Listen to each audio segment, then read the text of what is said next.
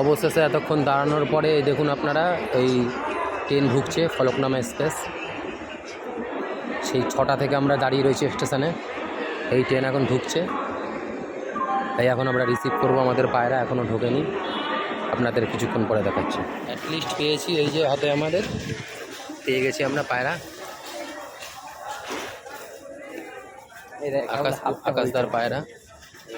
এখন আমি আমার ভাই এই যে হাতে আয় নিয়ে আসছি, এবার